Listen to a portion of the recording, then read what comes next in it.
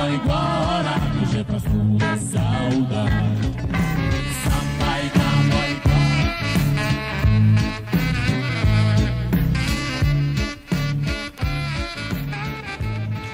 Всем добрый.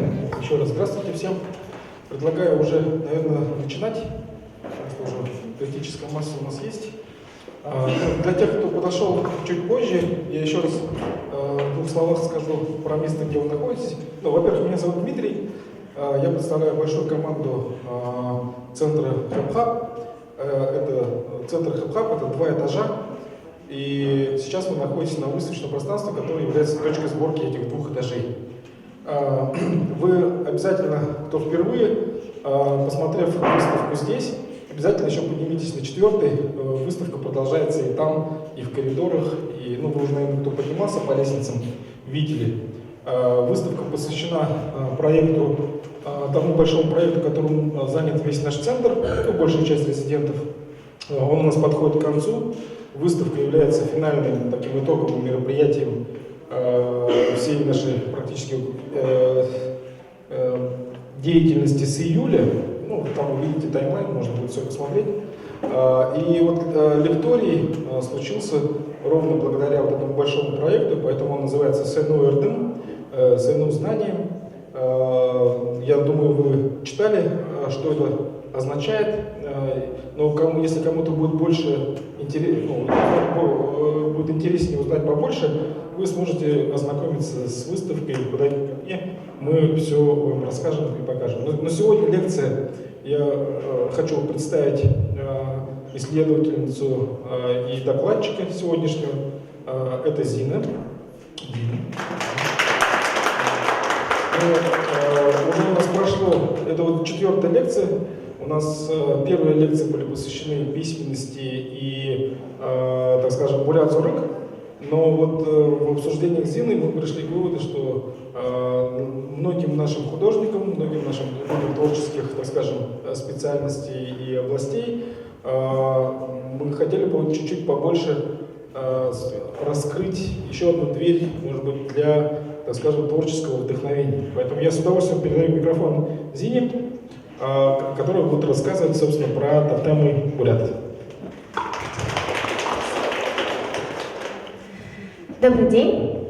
Во-первых, хочу поблагодарить за предоставленную возможность выступить сегодня в таком потрясающем атмосферном пространстве. Я была на всех предыдущих лекциях, я прихожу сюда на мероприятия, на выставки, и каждый раз я думала, вот было бы здорово тоже здесь однажды что-нибудь рассказать, а вот сегодня мы здесь. И, конечно же, спасибо всем, кто в этот выходной день нашел время и силы, чтобы прийти и меня послушать, провести следующий где-то примерно час в моей компании. Да, как уже Дмитрий говорил, мы с ним при обсуждении возможной темы для лекции вышло так, что цели и задачи проекта Сену Эрдым и область каких-то моих профессиональных интересов, они сошлись на теме тотемизма. Тема очень интересная, вызвала очень такой большой отклик. Я была удивлена. Я очень удивлена, что так много людей сегодня здесь. Я вообще сотрудница Института многолетней биологии и диабетологии. И также параллельно я учусь в аспирантуре. Сейчас я на 3-м курсе, скоро буду защищать свою кандидатскую диссертацию. И я занимаюсь темой генеалогических преданий бурят. И вышло так, что на протяжении прошлого года я читала очень много интересных материалов. Вот большой плюс моей работы — это то, что у меня есть доступ, скажем так, к очень таким богатым фондом нашего Центра восточных рукописей, ксилографов, и я находила там много очень интересных вещей, про которые какие-то я уже знала, какие-то были для меня большим открытием. И вот сегодня я решила, точнее, мы решили, что я буду таким, наверное, медиатором, потому что эти материалы, они лежат, ну, как будто бы к ним немножко сложно подступиться. И сегодня, вот как уже Дмитрий сказал, надеюсь, вот сегодняшние какие-то мои наблюдения будут вдохновением для творческих людей. Я знаю, что у нас очень-очень много талантливых художников, дизайнеров, сценаристов, и надеюсь, что вот сегодняшняя лекция может вылиться потом в что-то такое творческое, интересное. Сегодня мы поговорим про тотемы, но перед тем, как говорить о них, давайте все-таки разберемся, что такое вообще тотемизм. Дело в том, что это явление не такое простое, как может показаться на первый взгляд. Вообще сам термин «тотем» появился вот в конце XVIII века, и он был взят из языка племени Очидзе и от слова «ототеман». Но дело в том, что этот путешественник, он не был в контексте культуры, и он неправильно его трактовал. Он подумал, что слово «ототеман» означает какого-либо зверя-покровителя, так как у этого племени были практики, когда они надевали на себя шкуры животных и как бы им уподоблялись. Но на самом деле корень «отто» означает кровное родство, и по сути это слово оно просто означало кровного брата или сестру по матери, то есть человека, с которым нельзя было вступать в семейные брачные отношения. И вот с конца XVIII века и вплоть до сегодняшний день проходят такие довольно активные обсуждения этого явления. Никто не может прийти к однозначному какому-то термину, и получается так, что многие люди, исследователи, используют это слово в значениях. И вообще есть вопрос о том, существует ли тотемизм в принципе. Вот к началу 20 века уже насчитывалось около 40 теорий тотемизма. Некоторые исследователи в течение своей карьеры могли 2 или 3 раза кардинально поменять свои взгляды на это явление. Кто-то мог разные теории приводить. И в целом вот сложилось впечатление, что вот тотемизм — это религиозная система, то есть то, что имеет отношение к тому, как человек видит мир и его ощущает, но с другой стороны у него очень выраженная социальная сторона, потому что вот это вот деление на роды, на кланы, на племена, оно как будто подразумевает под собой какую-то вот регулировку отношений. Некоторые считали вообще, что тотем — это просто люди сели и ладно, вы будете, значит, там зваться зайцами, вы будете волками, мы там лисами, и вот мы таким образом, чтобы друг с другом потом, чтобы люди одного как бы этого племени, клана, любой родовой группы, чтобы мы с вами таким вот образом регулировали наше общество.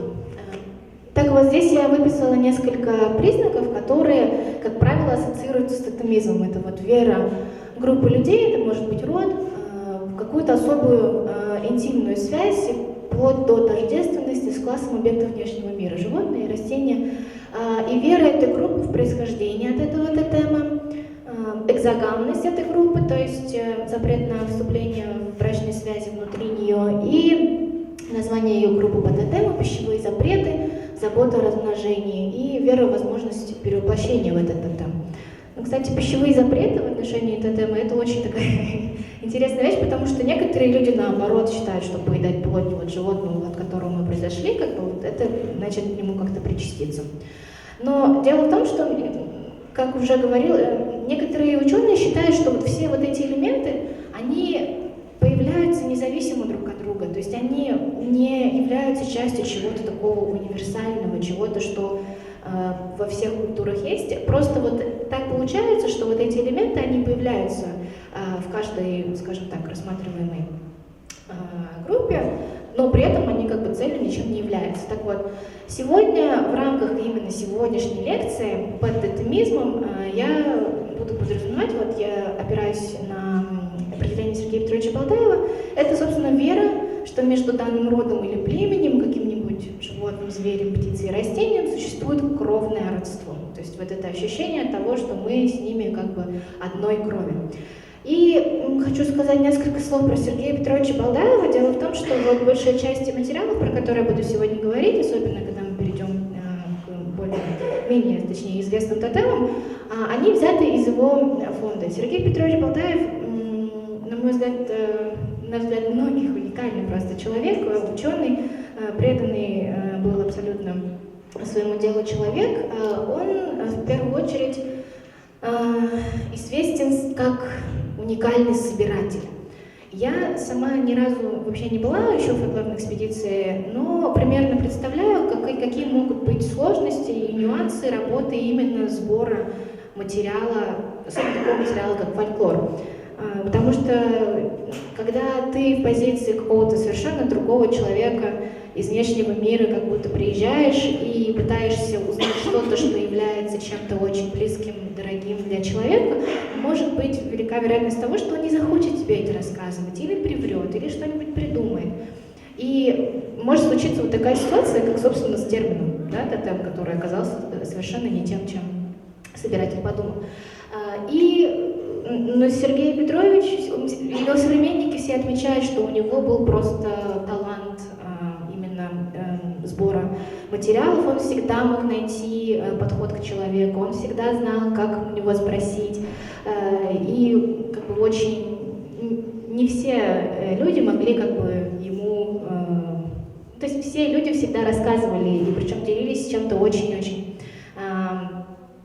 важным, близким, и в его архиве, в личном архиве фонда Центра восточной рукописи ксилографов, где я работаю, просто настоящий кладезь мудрости и творчества именно народного, бурятского.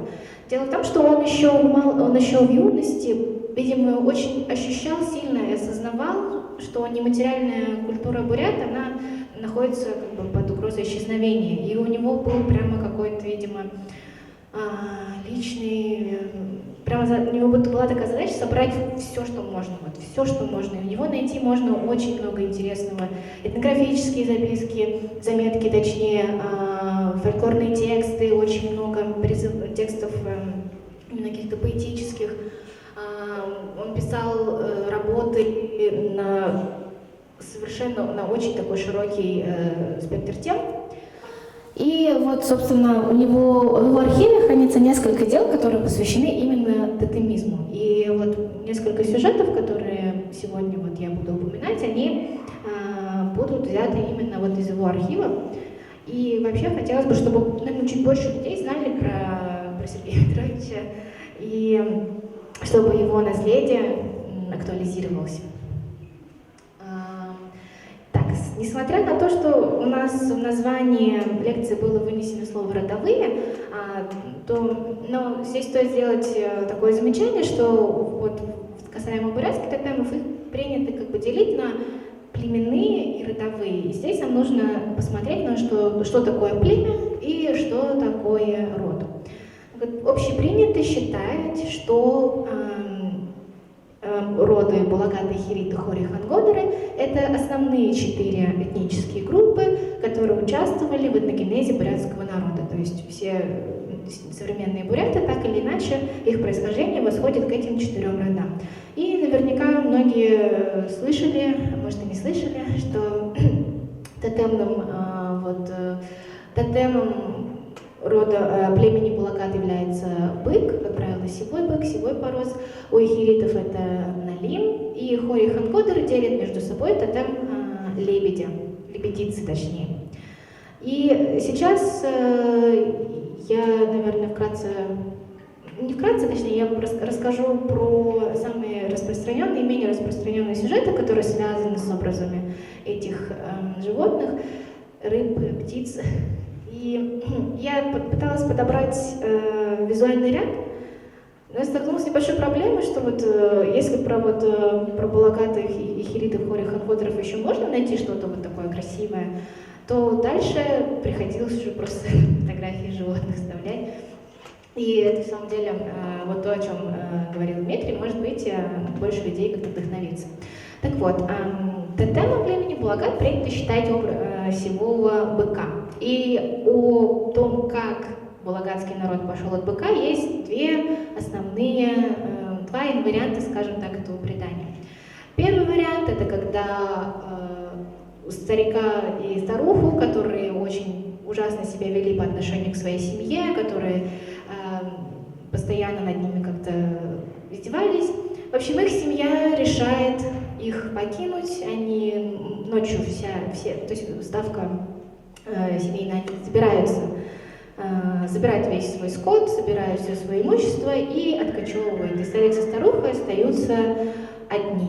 И утром, когда они увидели, они поняли, что они вели себя очень плохо, и они начали причитать, плакать, молиться, и тогда к ним возвращается один бык. Некоторые считают, что он как бы вернулся от тех, кто уже откочевал, может это просто какой-то бык как бы со стороны, и они очень радуются, начинают его всячески холить, лелеять, и в один прекрасный день он приносит им на своем роге люльку с ребенком. В этой люльке лежит мальчик, и бабушка с дедушкой его усыновляют, называют его Булагатом. И второй такой вариант предания о племени Булагат — это то, что девушка каким-то образом встречается с большим сивым борозом, и иногда он превращается в красивого молодого человека, и у них там завязывается любовь и отношения, и из-за этого она рожает ребенка. Иногда он как бы в наказание в ее сторону смотрит, и от этого она беременеет и впоследствии тоже рожает ребенка. Ну и очень часто там подчеркивается прям тот момент, что ребенок был нежеланный для этой девушки, потому что она была дочкой какого-то высокопоставленного наёна, и тогда, когда ребенок уже родился, она заковывает его в железную колыбельку. В некоторых вариантах она эту колыбельку привязывает веревкой к луку, выстреливает из него со словами «лети туда, откуда ты пришел», или «иди к тому, кто тебя породил». Эта стрела с люлькой перелетает на другой берег Байкала, и там уже его находит этот самый бык. То есть он в силу своего волшебства узнает, что у него есть сын, и он начинает за ним ухаживать. И дальше появляются образ двух шаманов. В некоторых вариантах это муж с женой, в некоторых вариантах это две вдовы, в некоторых вариантах это просто женщины, у которых не было детей. Их, как правило, зовут Асуйхан и Хусуйхан. Разных вариантах тоже, разные варианты их имен бывают. И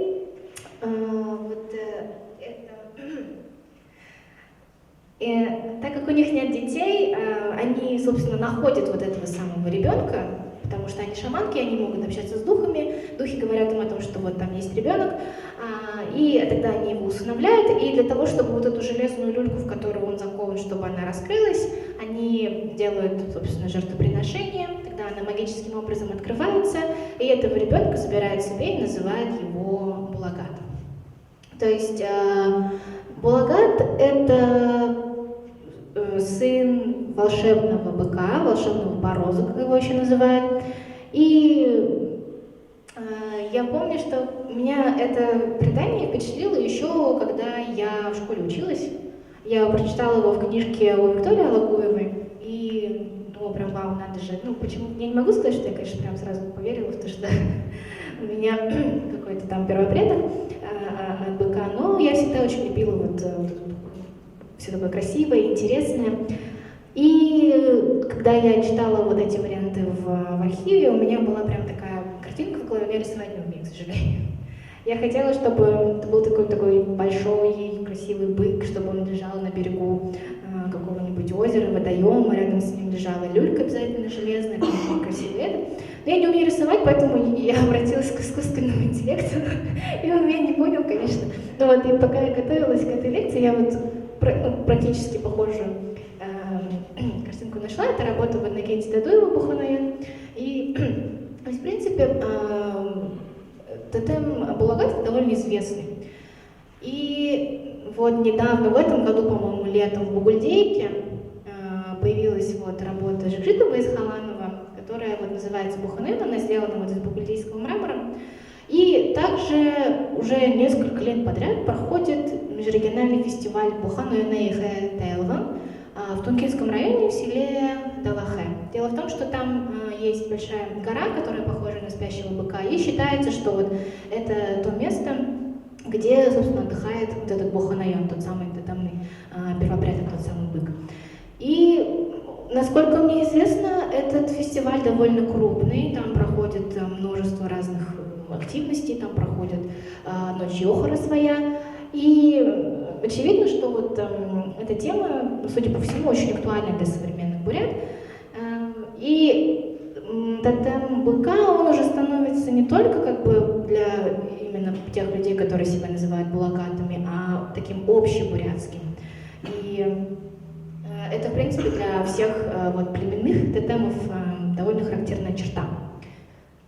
И следующим идет повествование о тотеме племени Эхирит. Но дело в том, что сюжет о Булакате и об Эхирите, они практически никогда не встречаются по отдельности, они всегда идут в каком-то единственном, точнее в цельном тексте. И вот по этому преданию, опять-таки в разных вариантах, как мы уже сказали, Булакат становится приемным сыном одной из шаманок, и он подрастает и начинает ходить, где-то пропадать возле Байкала. И тогда матери спрашивают его: а куда ты ходишь? И он говорит, что у меня из воды приходит мальчик, и мы с ним играем целый день. И тогда шаманки поняли, что это сын для второй шаманки, для Асуйхи. И тогда они хитростью подговаривают, в общем, своего сына, чтобы он прилег поспать на войлоке специальном, после того, как они поиграют вместе с Эхиритом. И они хитростью его забирают и усыновляют. И вот считается, что Эхирит — это сын Налима, который, собственно, жил в Байкале. Но варианты еще очень интересные в том плане, что иногда из воды выходит не один ребенок, а два, иногда и три. Там бывает девочка, иногда упоминается, которая, когда, в общем, Эхирита и его братьев пытаются вот эти шаманки увести, они просыпаются и начинают свекать: «Небо, спаси нас», «Вода, забери нас», и тогда девочка обращается в нерпу и уплывает в воду, или она превращается в рыбку и уплывает. Когда я была в прошлом году на стажировке в Монголии, там я нашла очень интересный вариант, что эта девочка, вторая, она превращается в рыбку, и поэтому буряты не едят рыбу, и точнее не едят ее сага. Это, видимо, вот икра или внутренности. То есть здесь уже прослеживается вот такой вот табуизация поедания тотема. И что было самое интересное, они говорят, что буряты не ели никогда рыбу, а потом, когда русские пришли и начали есть, они так сильно удивились, говорят: что это вы делаете?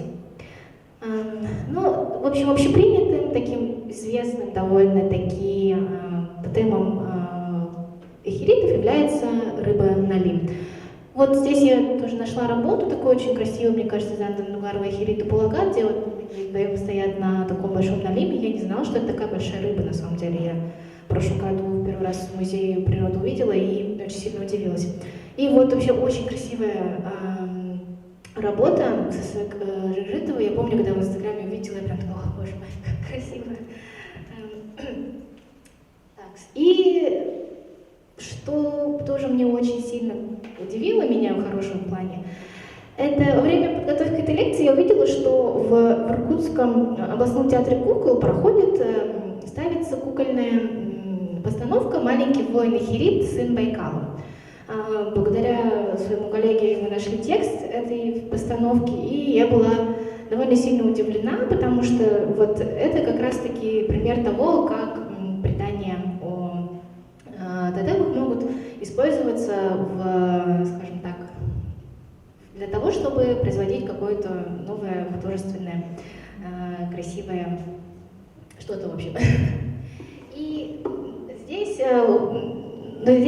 Буханаюн упоминается как бы там не как главный герой, а там чуть-чуть в конце, попозже, но в целом это, как мне кажется, просто идеальный, наверное, симбиоз, вот когда что-то берут из традиционной народной памяти и превращают это в что-то новое. Ну и это, собственно, рисунок Ренгутар, то есть Налима, который является отцом Эхирита. И вот Петр Инкижинов, насколько я поняла, вот это автор постановки основной. У Эхиритов тотем Налима. Следующий тотем — это тотем лебедь или лебедица, наверное, такой самый известный, самый широко используемый в изобразительном искусстве. Вот это работы художников из Монголии, то есть там была выставка именно бурятских художников. И я заметила, что там было очень много работ, где так или иначе упоминалась лебедица. Судя по всему, вот для бурят Монголии этот образ, он становится таким прямо каким-то очень-очень дорогим. Они всегда говорят, что вот мы и есть вариант сюжета, про который, наверное, тоже слышали все. Он очень распространенный, причем не только у бурят, он распространен вообще практически в любой, наверное, культуре на евразийском континенте. Это предание о том, как молодой человек видит, что в озере купаются 3 красивые девушки, они снимают с себя накидки, точнее, они надевают на себя накидки, превращаются в лебедей и улетают. И тогда он решает хитростью одну из них себе взять в жены, ворует ее одежду, и ей приходится остаться с ним. Вот и в браке у них рождается 11 детей, в некоторых вариантах 8 детей, в некоторых вариантах 9, в некоторых вариантах у Харидоя, кстати, да, Харидоя его в бурятском варианте зовут, в некоторых вариантах у него была еще 2-я жена, которая тоже ему рожает несколько детей. Но в целом случается так, что вот проходит уже много лет, и девушка просит своего мужа: покажи, пожалуйста, мне мою одежку, я хочу хотя бы сейчас на нее посмотреть, вспомнить. И я тебя никуда не улечу, мы уже столько лет вместе, у нас уже семья. И тогда он отдает ее одежду, она оборачивается лебедицей и улетает в то через отверстие в юрте. Очень часто, кстати, повторяется момент, который почему-то, я не могу понять, почему он меня очень сильно не дает мне покоя. Дело в том, что перед тем, как улететь, часто мать в образе лебедицы, уже птицы, она спрашивает: красивая я? И я говорю: красивая, красивая. И потом, и так повторяется 3 раза. То есть перед тем, как улететь, она обязательно спрашивает, красивая я или нет. Но на самом деле, вот в фонде Сергея Петровича Балдаева я нашла вариант предания, где лебедь — это не женский образ, а мужской. И это предание о происхождении племени Хангодр. Так вот, по сюжету одна девушка пасла овец, в жаркий день она устала и прилегла под тенью дерева отдохнуть, а мимо проходила стая лебедей. И вот этой девушке снится сон, как будто бы ее обнимает, целует какой-то очень красивый молодой человек, а когда она открывает глаза, она видит, что вот над ней вот так летает, возится вожак этой стаи лебедей. И после этого она беременеет и рожает ребенка, которого называют Хангодр. И вот от этого человека, собственно, идет племя Хангодров.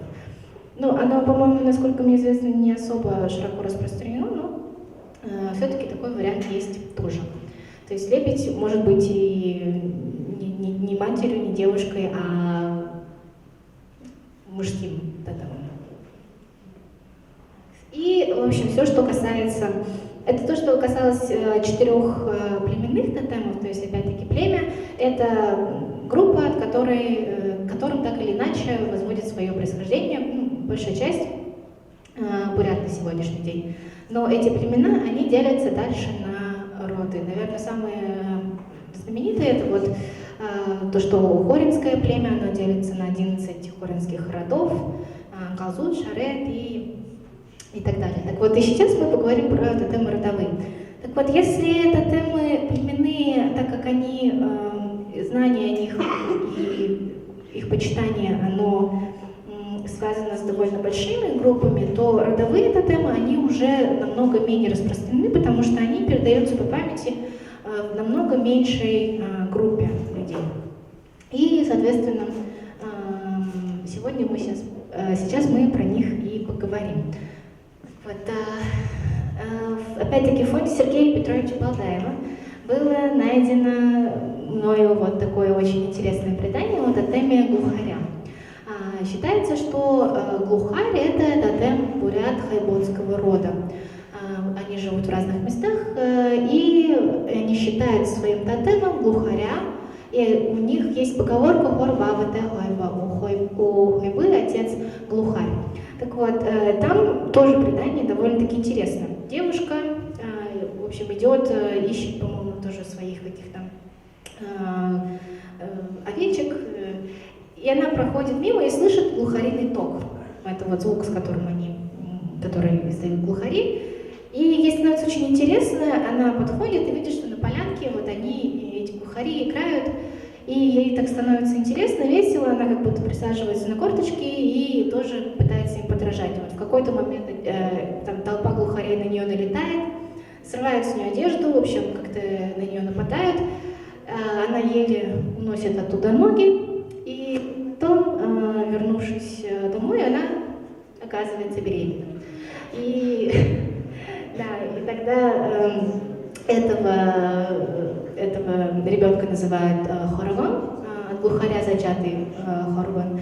И вот, собственно, здесь небольшое замечание вот о том, что было записано вот Сергею Петровичу по поводу вот этого рода. И вот здесь я нашла вот такую фотографию из Государственного исторического музея, амулет в форме головы глухаря. Следующим у нас идет тотем жеребца или коня. На самом деле здесь встречаются тоже разные сюжеты, которые так или иначе связаны с конем. Так вот, первый – это происхождение рода Шаранут. Считается, что вот алашские Шарануты имели своим тотемом желтого жеребца, и там история такая. Девушка едет, в общем, в гости, в общем, она едет из пункта А в пункт Б, там неважно где, и она проезжает мимо вот шаманской остановки, ставки точнее, и ей нужно сделать там какое-то подношение, она от этого коня, так у него ничего больше не было, она с него сдирает волосинки, кладет туда, и в этот момент жеребец на нее заржал. Она возвращается домой, оказывается беременна, и она рожает ребенка, которого называют Шаранут. Вот. Шара Азаргага Олдагун Шаранут. И, собственно, считалось, что они посвящают во время жертвоприношения ему лошадь, но в то же время есть записи о шишалокском роде, которые тоже происходят от рыжего коня, но они не должны ездить на рыжем коне, они не должны седлать седло, которое выкрашено красным цветом, не должны скушать кровь животных вообще, буряты, веганы, боже мой, и в частности лошадей рыжей масти. То есть, с одной стороны, отношение к тотему и практики его почитания, они могут быть как полным табу на потребление его плоти или наоборот, приношение его в жертву. Да, и тут прямо говорится, что когда если они покушают мясо лошади, да, то они сразу болеют и после этого они умирают. На самом деле, я перед недавно нашла даже очередное интересное очень предание, почему шарануты зовутся шаранутами. То есть здесь это возводится к образу желтого жеребца. В другом варианте говорится, что жила-была очень красивая девушка, очень необычайной красоты девушка, и ее воруют захватчики русские, а в плену они над ней всячески издеваются, насилуют ее, и когда она оказывается беременной, они от нее избавляются, и она приезжает, в общем, домой и боится даже родителям показаться, прячется где-то там в стайке.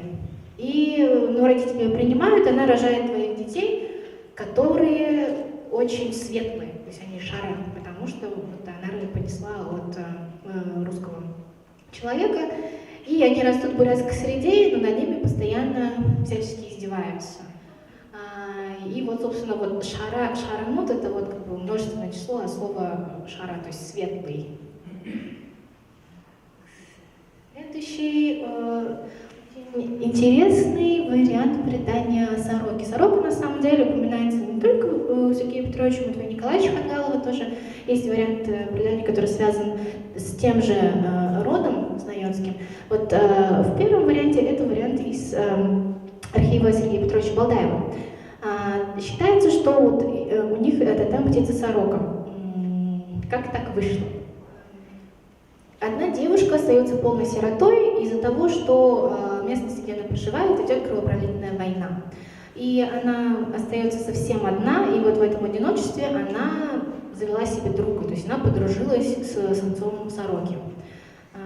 И они жили вместе, и потом в один день в общем, что-то у них произошло, и после этого она рожает ребенка, который становится начальником рода Найотского. Прошу прощения, Нарадского рода. И у Матвея Николаевича Хагала тоже есть сюжет с сорокой, но там все немножечко по-другому. Там сорока не является кровным родственником или отцом этого родоначальника, он как бы помогает девушке. Так вышло, что одна девушка поехала, она была уже беременная, и она поехала в гости к своим родственникам в стране, и на обратном пути, когда она приезжает, оказывается, что никого нет, все куда-то пропали. А там вышло так, что в озере, в общем, там что-то мерцало, люди думали, что там лежит какое-то золотое блюдо, а на самом деле это просто вот сверху откуда-то падал свет, и эти люди этого не могли, не знали, и они, в общем, все пытались его поймать, и все разом утонули, и осталась только одна эта девушка. И тогда вот она возвращается, увидела, что все они уехали, тогда она родила ребенка и лежала вот после родов без огня и без пищи, и сорока здесь становится как бы по таким помощником, она приносит ей мясо, разводит огонь, варит принесенную еду, и, в общем, выздоровела она, и, собственно, она сына своего называет как бы в честь своего спасителя. Но тут, что очень интересно, это то, что здесь девушка остается в полном одиночестве, то есть у нее вообще никого не остается, у нее нет ни родственников, ни друзей, и из-за этого она начинает дружить с сорокой. Дело в том, что дальше мы поговорим про тотем совы, и там примерно очень похожий сюжет.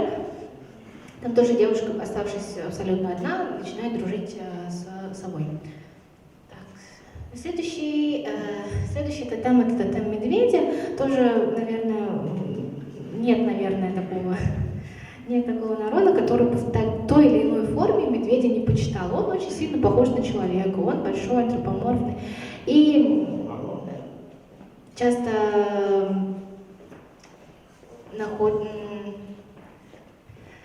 был найден тоже очень интересный сюжет, но он как бы уже известен, он был известен как сказка. Он опубликован в сборнике под названием «Сын медведя», где собраны несколько сказок, связанных вот как раз-таки с образом медведя. И здесь, предание, в общем, следующее. В общем, бурят-медведь считался большим любителем красивых девушек. И однажды вот две подружки, тоже после вечерки, они где-то спали на улице, по-моему, потому что была жаркая ночь. Одна из них уснула в такой телеге, тогда медведь проходил мимо, эту телегу, в общем, как она стояла, так он ее забрал и увез себе эту девушку домой. И она становится его женой, и какое-то время спустя она рожает от него сына. И этот сын, конечно же, богатырь, он растет ни по дням, ни по часам, и в какой-то момент он спрашивает у мамы, почему вот у тебя нет шерсти, а у отца есть. И тогда она ему объясняет, вот, что потому что твой папа, он как бы сын леса, мы люди, мы живем отдельно. И тогда он тоже хочет посмотреть, как живут люди, и они сбегают, но их пытается догнать отец, но сын как бы его убивает своего отца, они возвращаются в деревню, и там проводят специальные обряды, и вот этот вот молодой человек, он становится полноправным членом общества и даже становится тоже впоследствии родоначальником рода Харлос. И вот да, здесь интересные такие заметки у Сергея Петровича были прочитаны, то что они очень распространены разные обычаи, связанные с охотой, и собираясь, они не называли никогда его по имени. Может быть, вот у вас тоже по-бурятски, если вы говорите, вы никогда не говорите баабхай, какое-нибудь другое слово, там, лесной дедушка, там, или еще кто-то. И они говорили, вот, что мы едем встречаться со сильным отцом или братом. И вот некоторые даже говорили, что убив на охоте медведя, они говорили: ты пал от меткой пули или стрелы тунгуса или русского. В твоей смерти мы, буряты, невиновны. Если хочешь искать, то иди вон к тунгусам и русским. То есть они как будто попытались, да, извинялись, да, за то, что вот они так поступили. Тоже очень, мне кажется, интересная запись. И следующий тотем, который, в общем, горностая колонка тоже причисляют к тотему рода Баралдоева и Баралзоева. Там предание примерно следующее. Однажды ночью в комнату к двум девушкам пробираются два красивых молодых человека. Проводят с ними время, и на утро они, обратившись вот в колонка и в горностая, убегают. И когда девушки рассказывают своим родителям о том, что вот было вот так, они им не верят и выгоняют их из дома. Вот эти две девушки, Толохан и Болохан, они скитались по земле и, наконец, пришли в долину реки Унги.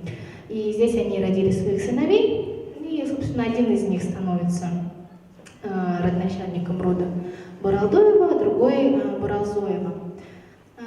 И некоторые также отмечаются у Сергея Петровича, что у бурят были как бы ангоны в форме вот этих вот зверьков, они всячески ими почитались, но предание именно фольклорный текст есть у нас вот такой вот. Да, и здесь несколько, я собрала еще несколько животных в этой слайде, потому что я уже не могла найти красивые фотографии. Поговорим сейчас о образе собаки. Есть, в общем, несколько вариантов предания о так называемом собачьем царстве, в котором все женщины — это обычные женщины, а все мужчины — собаки. Да, то есть, и причем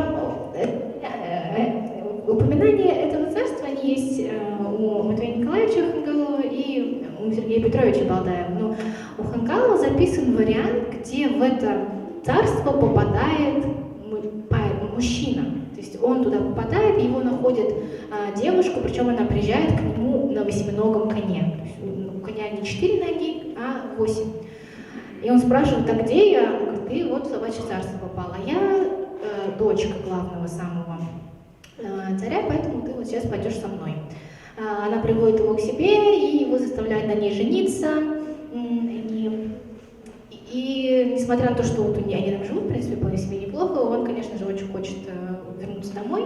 В общем, они сбегают, он забирает ее как в мир людей, и там какое-то время спустя она начинает сильно болеть, потому что ей нужно вернуться домой, и тогда один из жителей деревни, который тоже захотел себе жену из царства собак, решает, что вот он пойдет туда и заберет себе тоже жену. Но придя туда, обнаруживается, что там уже вообще какая-то полная разруха, потому что из-за того, что вот сбежала дочка главного царя этого царства, там больше, в общем, нету женщин. И он понимает, что жену себе больше не найдет, и она дает ему засушенный кусочек мяса вот этого самого восьминогого коня, и он возвращается домой, кормит им свою жену, и она в течение времени поправляется, какое-то время спустя. В общем, так вот решился конфликт. Второй вариант, уже который был найден у Сергея Петровича, там наоборот, там девушка попадает в это царство. Она потерялась во время главной охоты, и, в общем, собака приводит ее к королю, и она значит, пытается понять, что происходит. Они говорят: вот ты попала, в общем, в наше царство.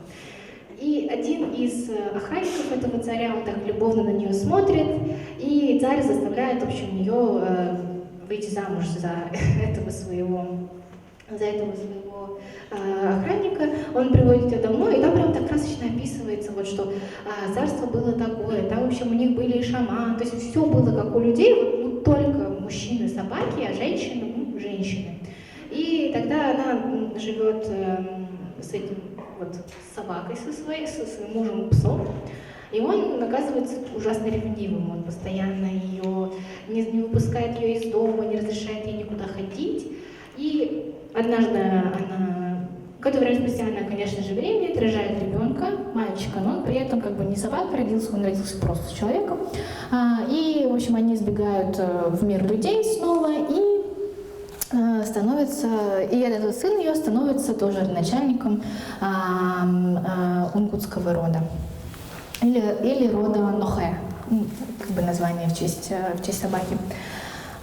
Следующий тотем волка, наверное, вот монголы очень любят образ волка, насколько, по крайней мере, по моим каким-то личным наблюдениям. В сакральном сказании считается, вот, что род Чингиса пошел от Барте-Чино и Гуамара. Некоторые считают, вот, что Барте-Чино — это имя, это, вот, собственно, название этого животного, а Гуамарал некоторые предполагают, что это может быть Гуамарат, то есть красивая оленица. То есть как бы волк и олень являются как будто бы в сакральном сказании монголов тоже первопредками всего Чингисова рода.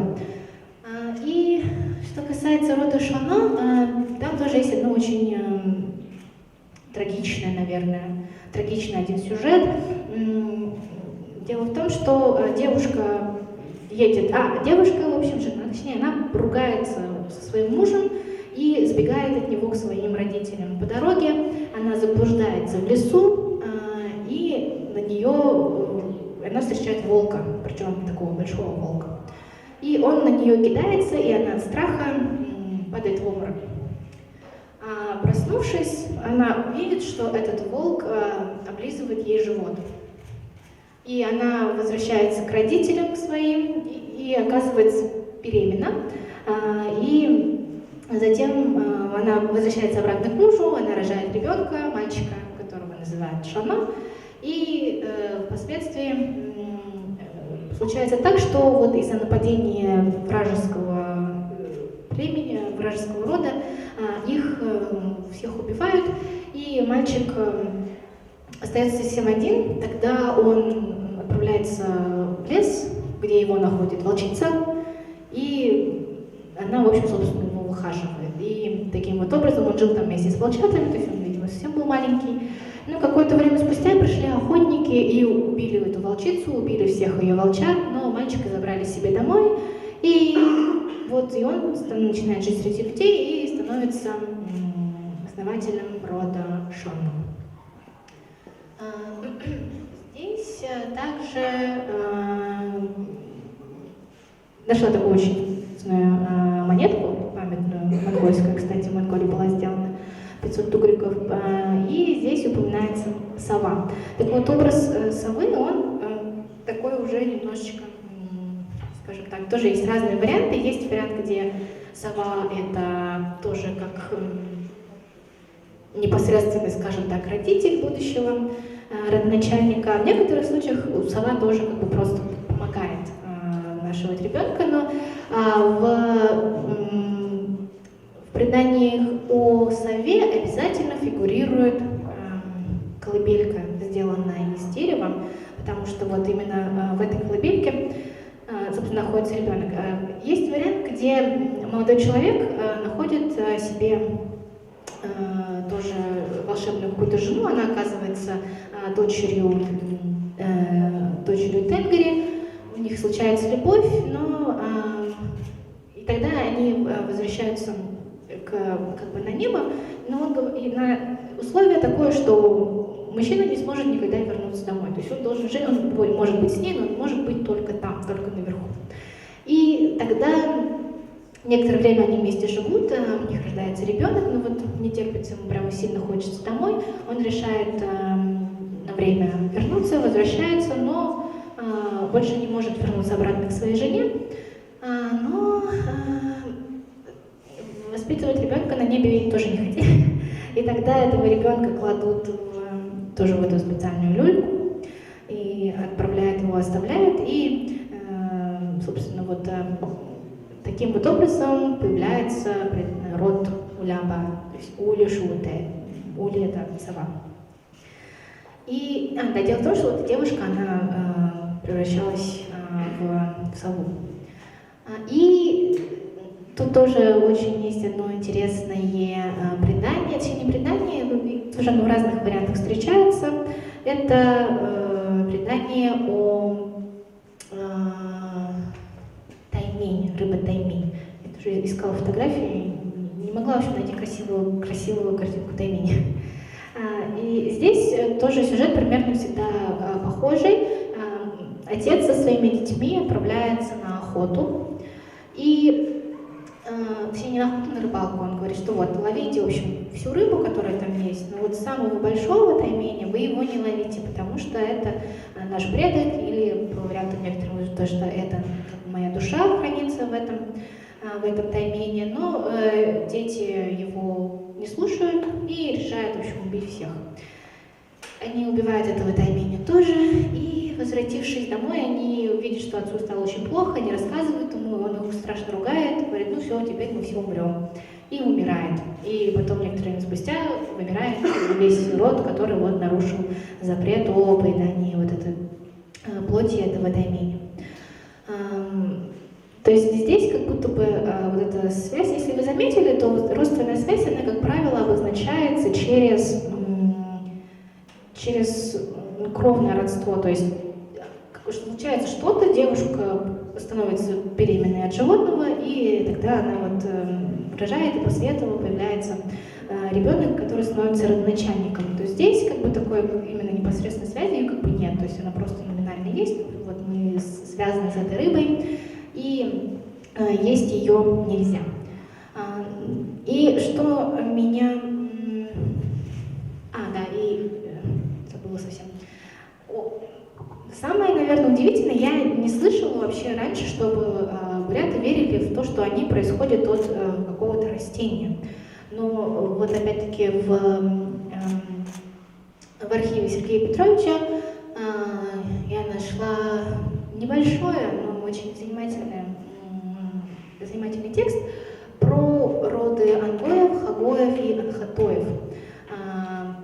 По преданию, девушка идет по полю, увидела очень красивый цветок, он ей понравился, и она принимает решение его съесть.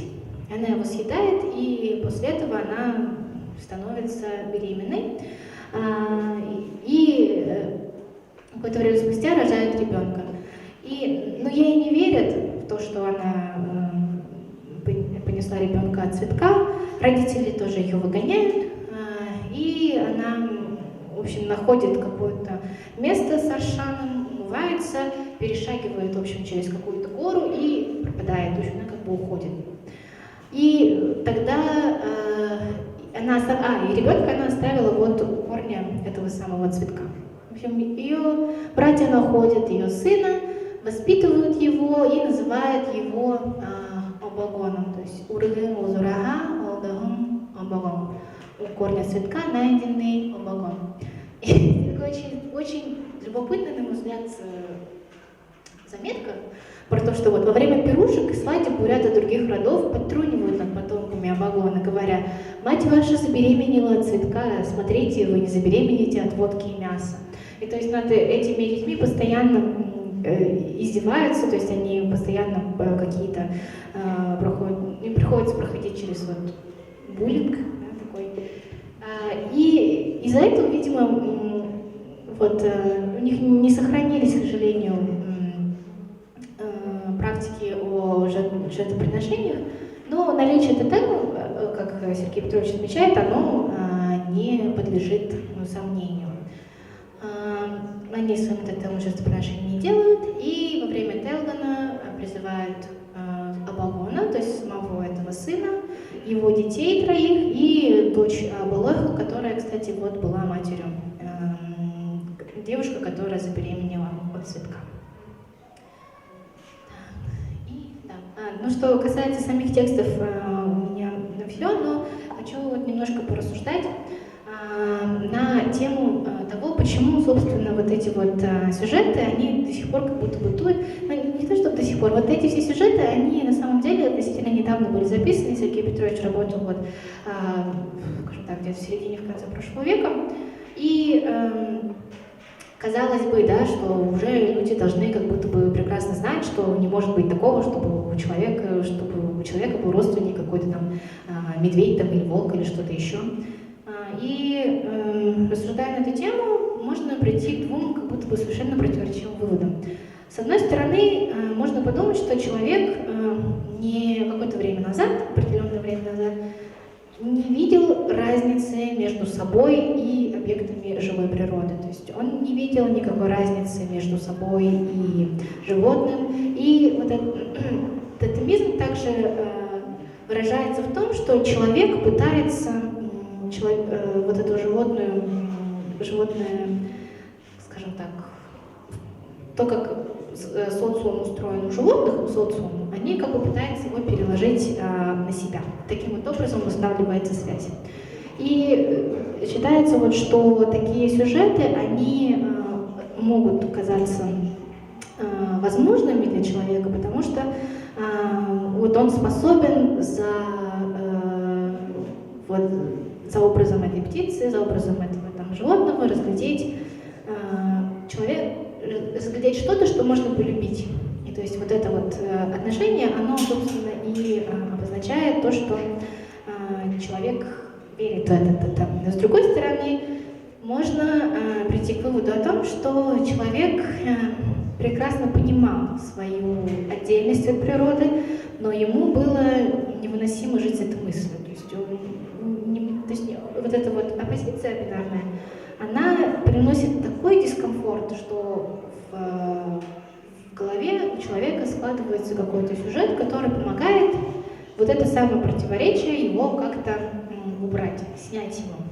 То есть обозначить то, что все-таки есть у нас связь с природой. И, на мой взгляд, вот в рассмотренных нами преданиях прямо сильно будто видно, что для бурят было принципиально важно осознавать, что их род, их семья, их племя, оно не вступает, собственно, в этот конфликт с природой. То есть то, что мы не просто как бы здесь не являемся чем-то отдельным.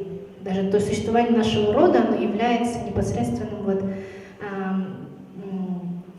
фактом, точнее, следствием того, что природа как бы вот благословила нас, и мы вот не какие-то там не храмы, собственно, благословены самой природой. И вообще, в целом, как я уже говорила, тотемизм — это тема очень такая, скажем так, сложная, и некоторые исследователи, они по-разному приходят к выводу о том, было ли какое-то животное тотемом определенной группы или нет. Мы сегодня вот говорили про племя Палагатов. Я видела некоторые статьи, где этнографы начинают так осторожно полагать, что название племени Палагат связано со словом «субль» в бурятском языке, «булагашу».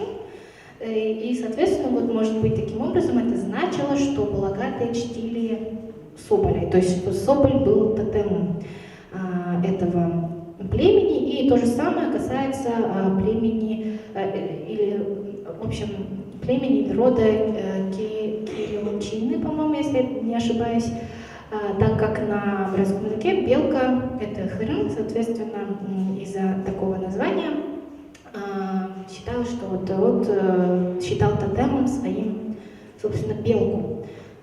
Но вот сегодня я рассмотрела именно то, как вот эти вот тотемные верования, вера первопредков, как они отражаются именно в фольклоре. И стоит отметить, что несмотря на то, что здесь очень часто упоминаются вот какие-то места, названия, прямо названия родов, имена, стоит отметить, что народная память — это все-таки не самый надежный, скажем так, источник, и прямо на 100% полагаться, что вот указанные здесь данные, что они на самом деле как бы 100% правдивы. Можно, наверное, с какой-то долей вероятности на них полагаться. Просто я знаю, что сейчас очень многие люди приходят с запросом на то, чтобы найти данные о своей семье, составить родословную и так далее, и так далее. Так вот, специфика фольклора как раз таки в том, что можно смотреть на него как на текст, как исторический какой-то документ, опираться, наверное, все-таки не стоит.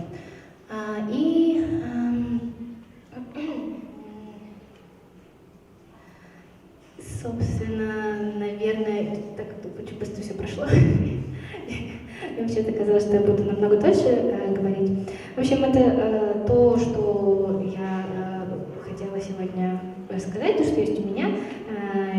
Сейчас предлагаю начать, может быть, какую-нибудь дискуссию, может, у кого-то есть свои наблюдения, кто-то хочет чем-то поделиться, своими историями, или задать какой-нибудь вопрос по теме вот этих материалов.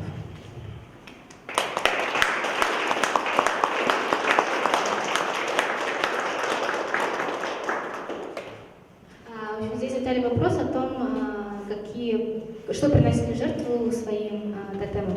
Ну, как я уже упоминала, в некоторых случаях в жертву тотему приносили, собственно, вплоть до самого тотема.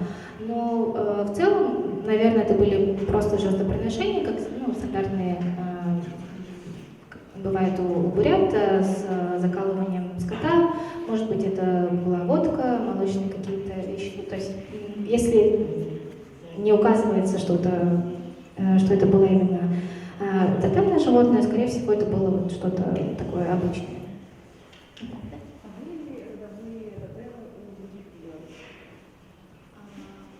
Были ли родовые тотемы у других родов, кроме хори?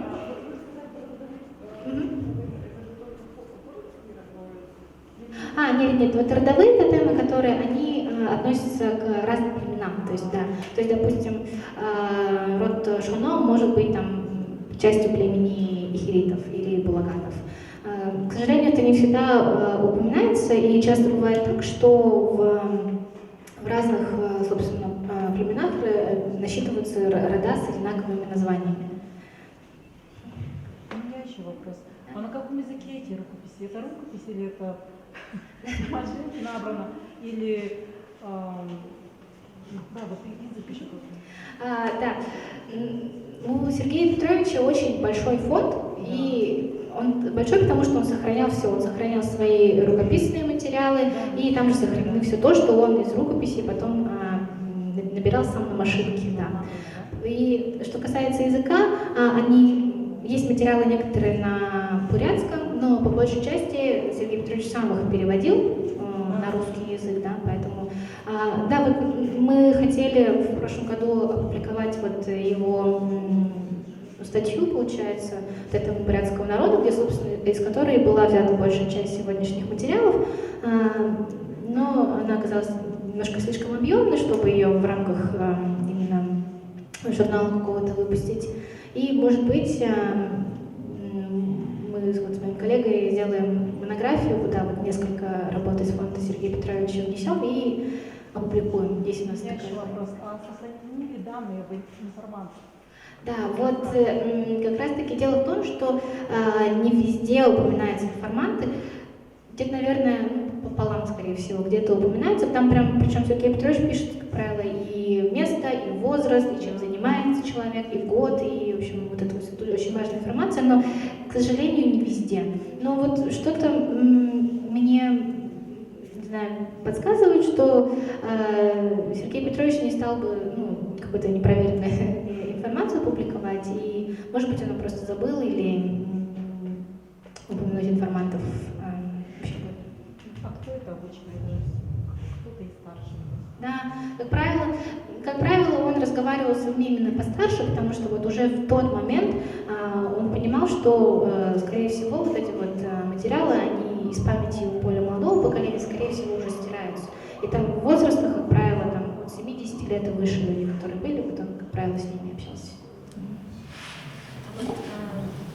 Исходя из анализа вот этого фольклорного материала, заметила ли ты какую-то тенденцию о географическом положении, вот где в каком районе больше тотемов встречается, какая-то вот прослеживается географическая закономерность? Да, тут вопрос, прослеживается ли какая-то географическая закономерность среди этих тотемов. Я пыталась понять, почему какое-то конкретное животное именно здесь становится тотемом. Меня меня, наверное, к сожалению, не вышло. И что касается вот вопроса о связи с географией, именно распространения, я не задумывалась даже, спасибо, очень хорошая идея. После этого будет ли, скажем, в иркутской части сохранившихся больше, или, ну, если вот проводить какой-то статистический анализ, да, будет ли там больше сохраненных материалов, чем в, скажем, в Восточной Бурятии, или какая-то противоположная будет? Спасибо за вопрос. Тут есть предположение, вот, что бывает такое, что, допустим, у предбайкальских бурят, то есть условно западных, да, иркутских, эти материалы сохраняются чуть лучше, чем у более восточных бурят. На самом деле, вот у Сергея Петровича, сколько раз я сказала, у Сергея Петровича, он прямо пишет очень часто, что восточные буряты под влиянием буддизма, к сожалению, забывают очень много именно из вот таких вот исконно, скажем так, бурятских вещей, что вот он прямо так очень резко порой пишет, что буддизм это вообще все стирает на своем пути, что он все в себя впитывает, и от нас скоро вообще ничего не останется из-за вот этого вашего буддизма. И поэтому он особенно, так он сам выходец из Бухана, то есть как бы из Иркутской области, и собственно, у него была возможность много там путешествовать, и может быть он просто больше материала там собрал. Но часто он отмечает в своих работах, что вот, мол, к сожалению, здесь уже все позабыли, когда он бывает, как правило, в восточных бурятах. Он приводит в своих произведениях особенности, какие-то особенности в стиле, которые характерны для того или другого рода. Есть ли такие заметки? Здесь вопрос про то, бывает ли, отмечаются ли какие-то изменения в теле, то есть особенности. Наверное, вот вы сейчас сказали, я, наверное, не замечала. Что-то у меня вот где-то вот в голове есть, но надо пересмотреть, наверное, вот именно если посмотреть. Я просто знаю некоторые из рода Шанель, там, допустим, во время свадьбы, что они применяют такие выражения, какие у женщин отличия от других женщин. В общем, такие вот есть, но это Буханкалова, по-моему, больше. То какие-то вот у Сергея Петровича есть или нет? Не встречали? Нет, наверное, да, не встречала в теле насчет. Ну, может быть, просто были какие-то отдельные разовые упоминания в разных местах, но я вот не обращала на них достаточно внимания, чтобы вот как-то выделить это какой-то отдельный аспект для анализа. У меня вопрос. В общем, мы часто встречали, если мы возьмем Ближний Восток, и правитель оправдывал свое происхождение, если он, допустим, не от царского рода, он такой, меня в колыбели река принесла, чтобы дать понять, что меня не люди родили, я вот оттуда, от боженьки сверху. И во многих историях женщины беременели, непонятно от кого, приходили такие, ну вот, ребенок. Есть ли вероятность, что это просто, так совпало, и они такие, и она не знает, кто отец, или просто не хочет раскрывать имя, она такая, от ворона, ты от ворона родился. Через микрофон все.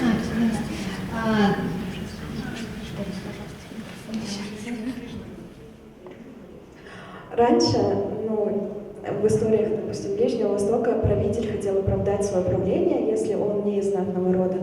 И часто использовалась история, когда люльку колыбель принесла река или найдена в лесу, то есть откуда-то не от людей, божественное происхождение. И во многих историях прослеживается такая линия, где женщина забеременела от кого-то неизвестного и пришла домой уже на сносях. Есть ли вероятность, что просто женщины не желали раскрывать имя, от кого они беременели, они такие, ты от ворона родился, или там, ты от медведя пошел. Я сейчас вспомнила замечание одного исследователя по фамилии Мединский. Вот его книги «Миф», не вспомню, как она называется, но я могу, в принципе, ее скинуть.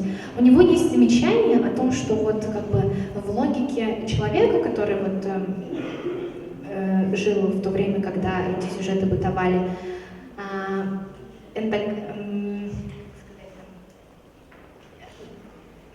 он делает предположение, что, возможно, такой брак с животным, как будто бы, да, или там с кем-то, он оправдывает вот эти самые правила экзогамии. То есть для человека жениться на родственнике или там на каком-то отдаленном родственнике было вот настолько ненормально, но при этом, если там кто-то говорил, что я там родила от медведя там, или от лошади, от коня точнее, это никаких вопросов не вызывало вообще. То есть, может быть, да, это была какая-то попытка, опять-таки, вот, решить вот это противоречие между мирами, скажем так, между оппозициями природы и человека, или, может быть, она просто... Может быть, да, она просто не хотела называть имя человека, потому что он мог оказаться каким-нибудь там родственником. Ну, может быть, было такое, что вот девушки настолько сильно пытались вот скрыть, что придумывали такие вот сюжеты.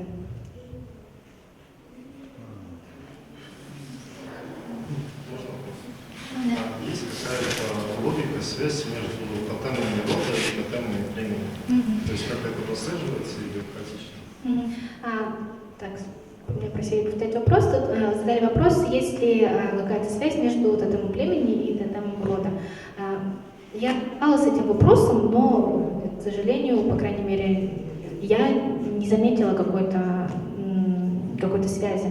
То есть у булагат, допустим, которые изначально как будто бы почитают быка, у них у родов булагатских могут быть совершенно разные животные, которые никак с образом быка не связаны. И так далее. То есть если, допустим, эхириты поклонялись Налиму, то есть как бы рыбе, но при этом у них там могли быть рода эхиритские, которые поклоняются там волку, например, как бы волк и рыба.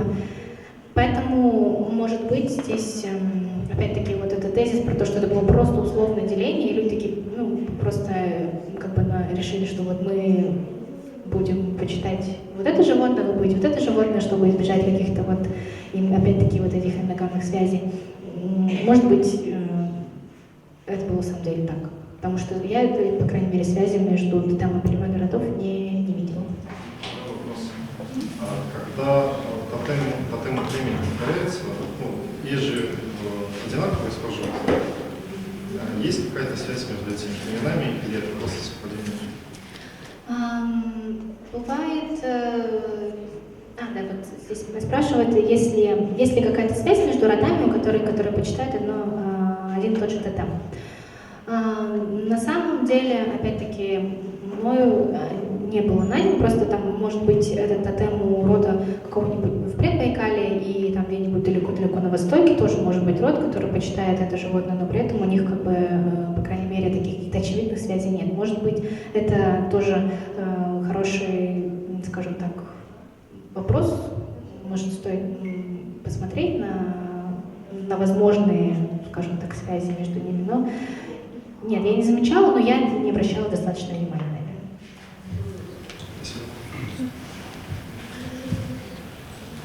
Есть упоминание или прослеживается связь, допустим, тотема и каких-то характерологических, духовных, моральных каких-то особенностей племени рода?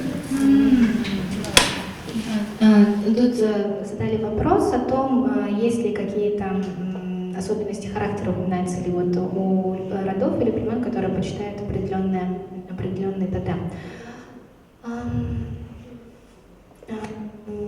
Я хочу сказать, что нет, но может быть просто я не видела достаточное количество материала на самом деле.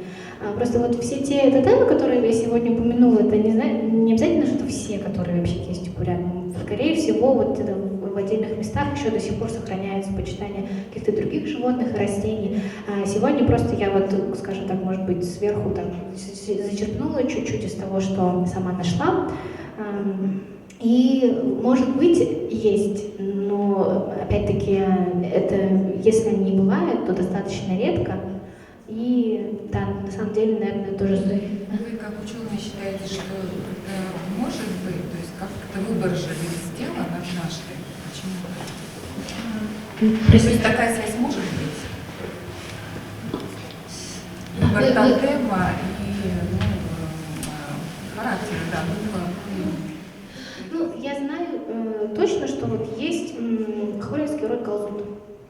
И некоторые считают, что вот род, я видела записи, от информантов записано о том, что вот этот род пошел от какой-то собаки, которая была бешеная, потому что вот Галзут это вот такой бешеный, дикий, и вот считается, что вот была такая вот собака или какое-то другое животное, и поэтому, собственно, род называется в честь него Галзут.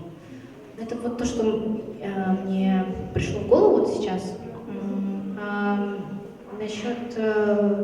Насчет выбора я не поняла, кажется, вопрос. То есть может ли тотем отражать характер? Может ли тотем отражать характер? Это, наверное, если можно думать на эту тему, если мы верим в то, что люди определенного рода происходят от этого тотема. Но мне кажется все-таки, что это очень такой спорный момент.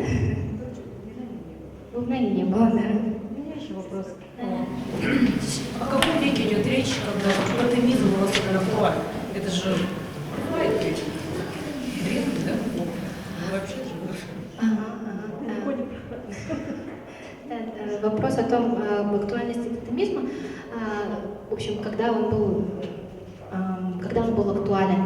Ну вот по большей части, конечно, этнографы, особенно когда говорят о тотемизме, пытаются его изучать, они, как правило, говорят о каких-то вот первобытных, их очень давних, старых временах. Да, даже не старинах, даже скорее.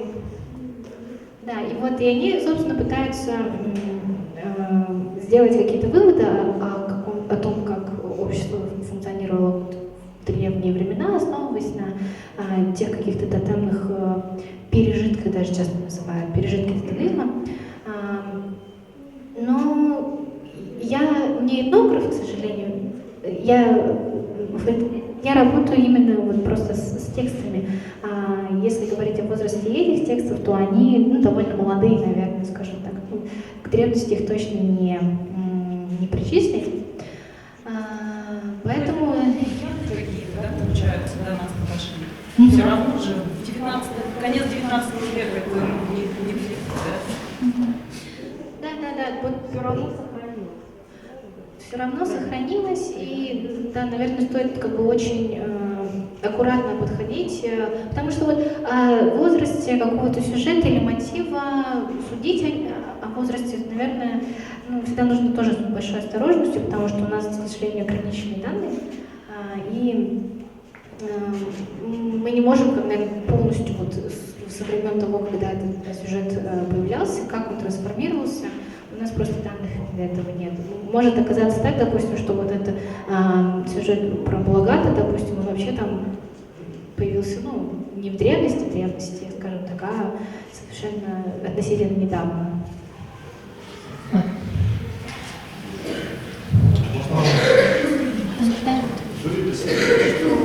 Представление выяснялось, что какая-то легенда оказалась мистификацией. Как сейчас, допустим, с Гарри Хронинских ходов оказалось, что их придумали в советское время, и сами как уже нарисовали. По сути же, Хагал приходил в деревню, спрашивал одного дедушку, может быть, у них тотем был там птичка, а он его не достиг. Да. На основании одного дедушки история всего, как народа строится, а потом показывает, что все не так.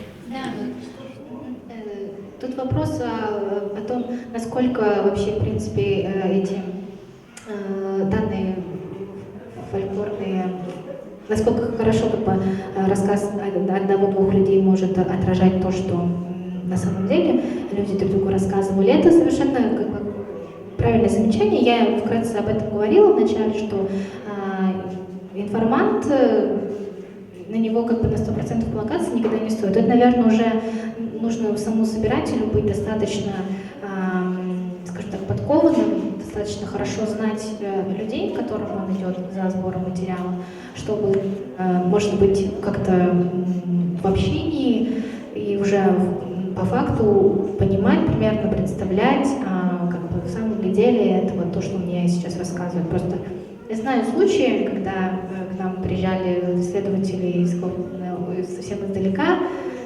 задавали вопросы и им рассказывали вообще просто что-то придуманное в этот же момент из головы, а они потом уезжали обратно и делали какие-то исследования и выводы на основе вот тех материалов, которые как бы им просто только что человек придумал. Поэтому, да, вопрос. И были ли такие случаи? Ну, я, наверное, к сожалению, не отвечу. Я про такие не слышу. Но, скорее, может быть, и бывает. Как известно, да, вот Андрея Валдаева, да, является огромным наследием вообще для бурятского этноса. Я хотел спросить у вас, как у человека, который имеет особый доступ, да, к данным,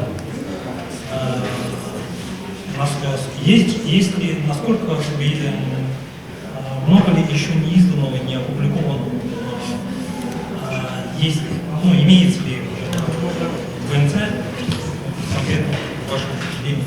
И что нужно сделать для того, чтобы это было известно? Спасибо большое за вопрос, очень актуальный. Здесь спросили вот о том, сколько еще есть материалов в фонде Сергея Петровича Балдаева и что нужно сделать для того, чтобы они публиковались быстрее. Материалов на самом деле очень много. Буквально каждый год что-нибудь из его фонда мы стараемся публиковать. В прошлом году или позапрошлом году мы с моим коллегой нашли просто потрясающий конспект его лекции по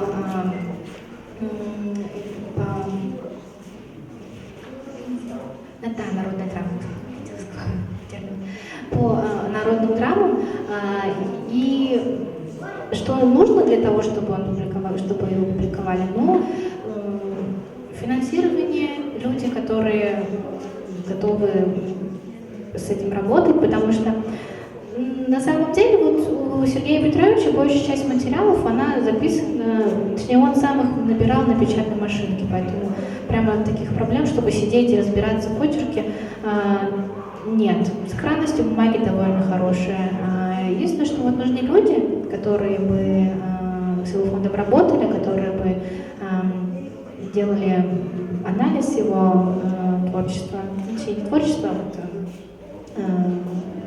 научное творчество, да.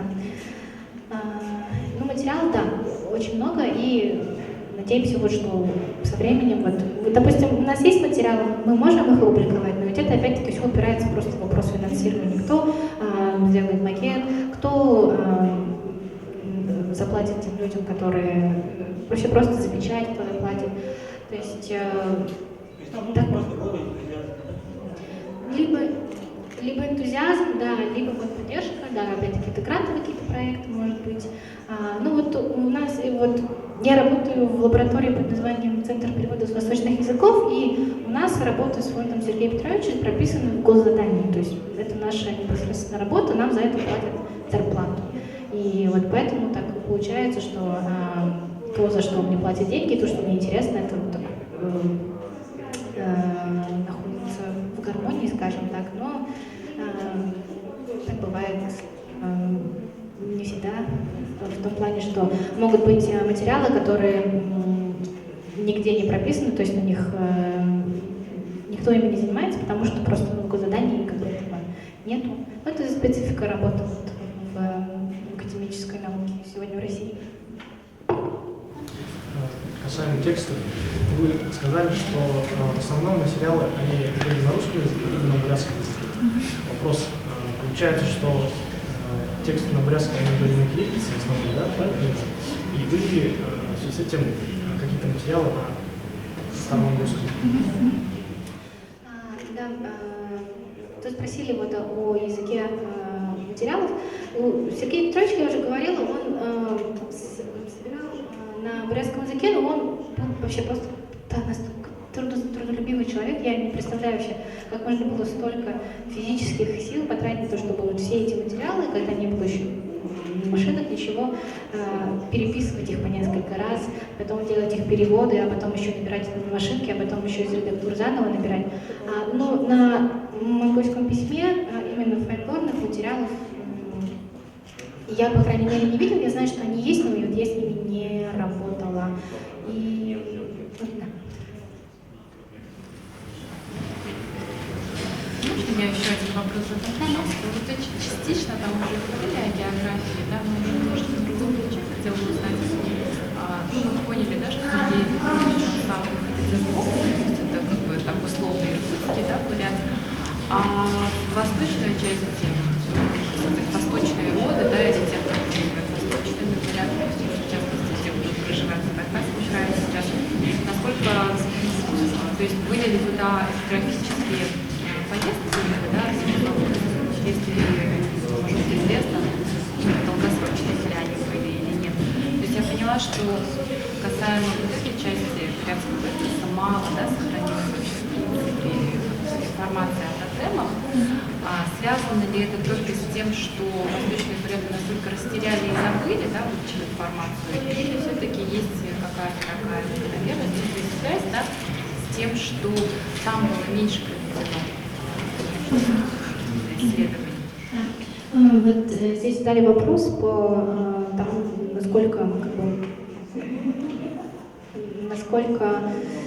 тщательно проводилась работа по записи фольклорных материалов именно вот в восточном, скажем так, условно Бурятии. Ну, я скажу, что, наверное, что Сергей Балдаев, он сам говорил, вот у меня просто так вышло, что я знакома с человеком, который в свое время был с ним знаком. И он говорил сам, что нет в этнической Бурятии места, где я бы не побывал.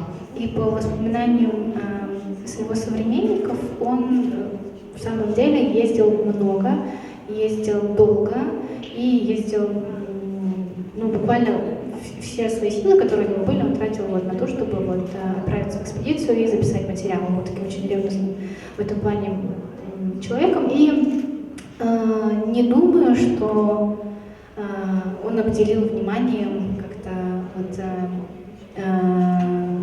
Бурят-Забайкалье, потому что он, в принципе, был очень патриотичным в этом плане человеком, и он очень,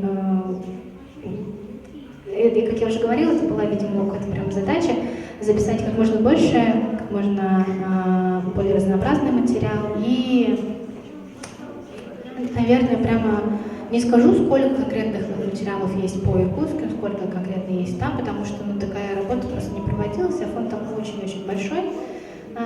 Поэтому не думаю, что он мало ездил туда. А если сейчас собиратели, которые собирают технические материалы, и насколько считать, можно ли их вообще использовать? Я думаю, Если говорить о полевой фольклористике, я знакома с ней, наверное, мало. Я знаю, что точно проводятся экспедиции фольклорные, они финансируются, опять-таки, либо государственным заданием, либо какими-то грантовскими проектами. И они проводятся, но материал там как раз-таки собирается больше именно для научного пользования. И публикуют их относительно нечасто.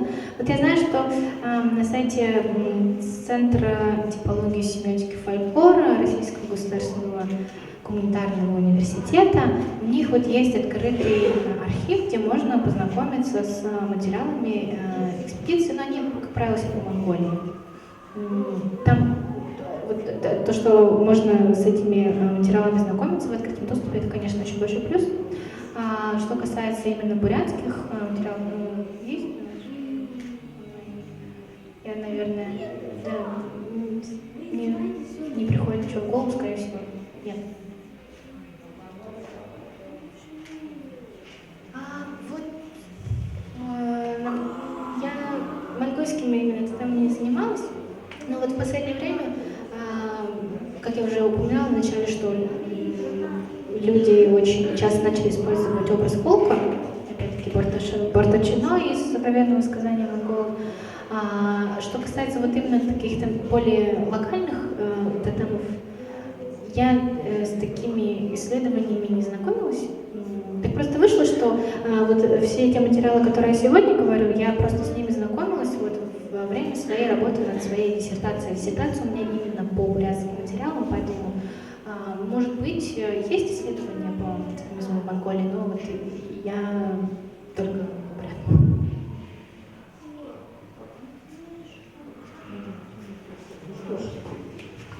Продолжаем.